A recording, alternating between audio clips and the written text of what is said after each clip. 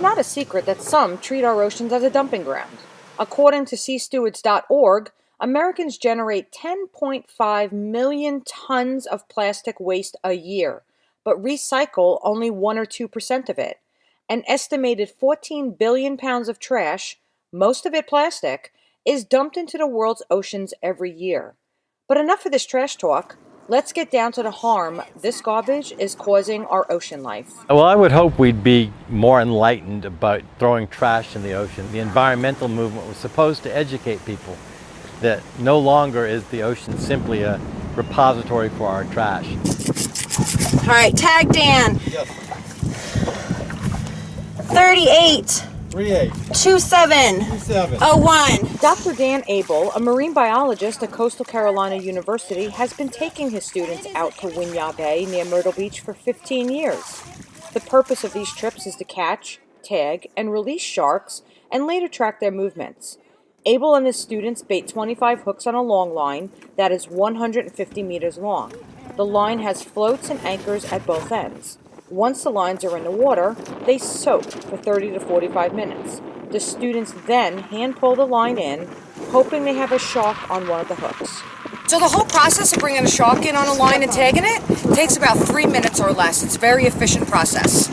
Shark on hook 3. While on these tagging trips, Abel and his students have seen firsthand the dangerous mixture of plastic and sharks. Both of my field seasons so far, I've seen direct firsthand evidence of plastic physically harming and cutting into sharks. Carolyn Kalados is a CCU graduate student. She has been working with sharks for 6 years. Kalados has saved 2 sharks that had serious wounds from discarded plastic. Last year we caught a female blacktip.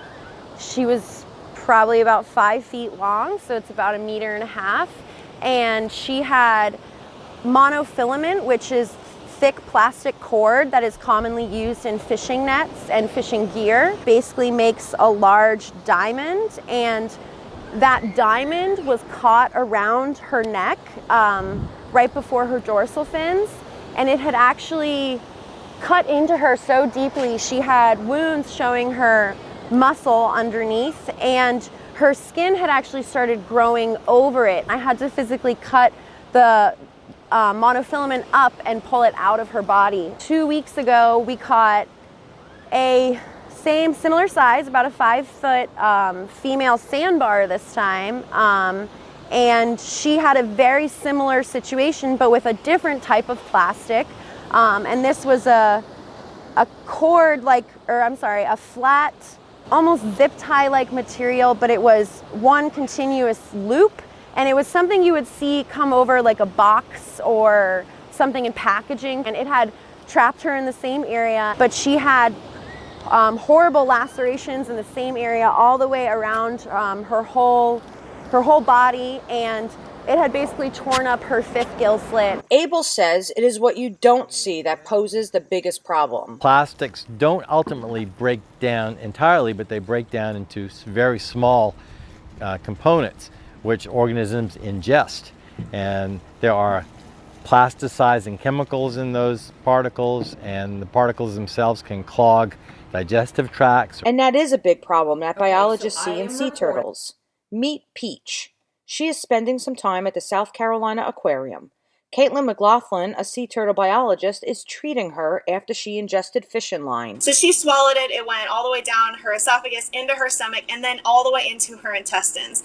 It was then also wrapped around her neck and her front flipper. We had to do 2 surgeries to remove the internal swallowed monofilament, one through the underside of her neck into her esophagus, and then the other an enterotomy, where the vet pulled the intestines out, made an incision into the intestines to remove over 4 feet of monofilament. McLaughlin says plastic and fishing line are a big problem. Over the last 12 years, they had 18 patients come in with plastic in their stomach or surgically remove plastic that they had ingested.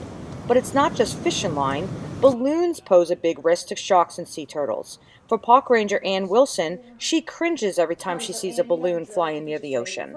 Every time I see a balloon release wherever, I think, well, that's ending up in the ocean. Wilson says people might think they are honoring someone when releasing a balloon, but in reality, they are doing the opposite. You can't honor someone by putting balloons up and it's going to create death on the other end. That's not an honor. That's not a good memory. For beachgoer Luce Muller, she never knew the dangers plastic posed to marine life. That is, until I showed her.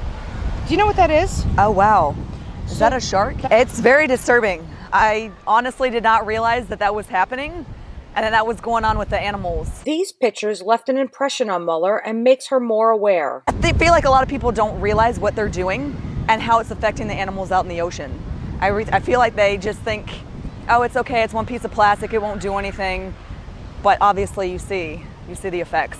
So the next time you're at the beach or you're going to take out the trash, just remember there are some things you could do to save a shark or a sea turtle's life. Say reduce your plastic use in any way you can, even if it's just not using a straw at a restaurant, keeping reusable bags in your car. If everybody just picked up 1 or 2 pieces of someone else's trash, and you might think, why do I have to pick up someone else's trash? Because if you don't, our state reptile, the loggerhead sea turtle will, or a dolphin, a whale, a fish, a bird will. For more information on how to reduce ocean pollution, just go to greenpeace.org.